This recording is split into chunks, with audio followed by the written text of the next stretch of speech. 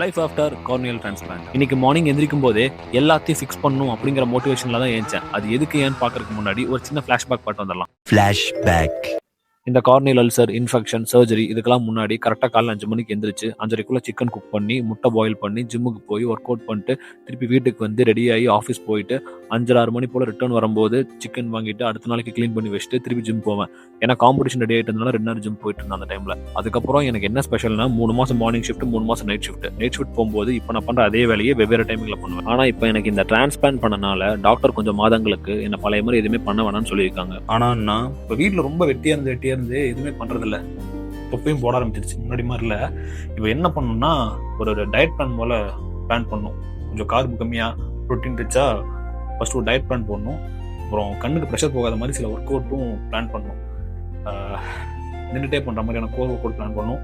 அப்புறம் சாயந்தரம் மாடியில் வாக்கிங் போகணும். பார்ப்போம். இப்போது கொஞ்ச நேரம் படம் பார்த்துட்டு அதுக்கப்புறம் டயட் பிளான் போட்டு என்னன்னு சொல்கிறேன். End of flashback. இந்த மோட்டிவேஷனோட காலையில டோரா பூஜி பார்த்துட்டு பல் தேய்ச்சிட்டு குளிக்கிறதுக்கு முன்னாடி பசி தாங்காம சாப்பிட உட்காந்துட்டேன். அப்புறம் ஒரு குளியில போட்டு டயட் பிளான்லாம் போட்டு முடிக்கும் மத்தியானம் ஆயிடுச்சு. அப்புறம் அம்மா லஞ்சுக்கு வந்தப்போ கண்ணுக்கு போட வேண்டிய மருந்தெல்லாம் போட்டு விட்டாங்க. நான் போட்டுக்கிற சொக்கா வர கிழிஞ்சிச்சா அதை அப்படியே மாத்திட்டு தடாலடி வீரன் கிக் போட்டோ ஸ்கிப் பார்த்துட்டு லஞ்ச் சாப்பிட உட்காந்துட்டேன். எப்படியும் வாங்க வேண்டிய பொருள்லாம் வாங்கி ஒரு 2 டேஸ்க்கு அப்புறம் தான் டயட் பிளான் ஆரம்பிப்பேன். அதனால ஆசைக்கு 2 ஐஸ்கிரீம் சாப்பிடணும் போல இருந்துச்சு. அதையும் ஆர்டர் பண்ணி வாங்கி வச்சிட்டேன். அப்புறம் மக்களே டயட் பிளான் போட்டாச்சு. எதுக்காக இந்த வேலைலாம் பண்றேன்னா இப்போ அடுத்த மாதம் டாக்டர் ரிவ்யூவில் இதே மாதிரி ஐ ப்ரெஷர் எனக்கு ஸ்டேபிளா இருக்குன்னா கண்ணில் இருக்கிற சிலிக்கான் ஜெல் எடுத்துடலாம்னு சொன்னாங்க. அது ஒரு சின்ன சர்ஜரி மாதிரி பண்ணுவாங்க. இப்போ அது பண்ணாங்கன்னா திருப்பியும் நான் கொஞ்ச நாள், அதாவது 2-3 நாள் ஹாஸ்பிட்டலில் இருக்கிற மாதிரி இருக்கும். ஸோ அதுக்குள்ளே எனக்கு ஒரு 30 நாள் டைம் இருக்குது அடுத்த ரிவ்யூக்கு. அதுக்குள்ளே திருப்பி ஒரு ப்ராப்பரான டிசிப்ளினான ரொட்டீனுக்குள்ளே போகணும். முன்னாடி மாதிரி ஜிம்முக்கும் போய் ஒர்க் அவுட் பண்ண முடியாது. அந்த டயட்டும் ஹெவியாக டயட்டும் ஃபாலோ பண்ண வேண்டாம். ஸோ பேசிக்காக டயட் போட்டிருக்கேன். அது நான் இப்போ சொல்லலை, வீடியோவில் அடுத்தடுத்து காட்டுறேன் என்னென்ன சாப்பிட போகிறேன், என்னென்ன பண்ண போகிறேன்னு.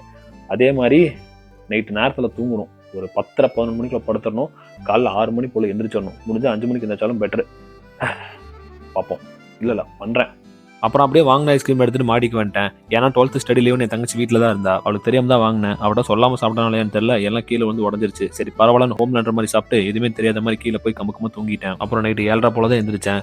எந்திரிச்சிட்டு டின்னருக்கு மட்டன் பிரியாணி செய்யறத வில்லேஜ் குக்கிங் சேனலில் பார்த்துட்டு எங்கள் அம்மா கொடுத்தப்போ சாப்பிட்டு முடிச்சுட்டு கொஞ்சம் நேரம் டுவாலிங்கோல இட்டாலியன் படிச்சுட்டு படுத்து தூங்கிட்டேன். அப்புறம் மக்களே போகிற வழியில் ஃபாலோ பண்ணிட்டு போனீங்கன்னா கொஞ்சம் ஆதரவாக இருக்கும். பட் பாய்.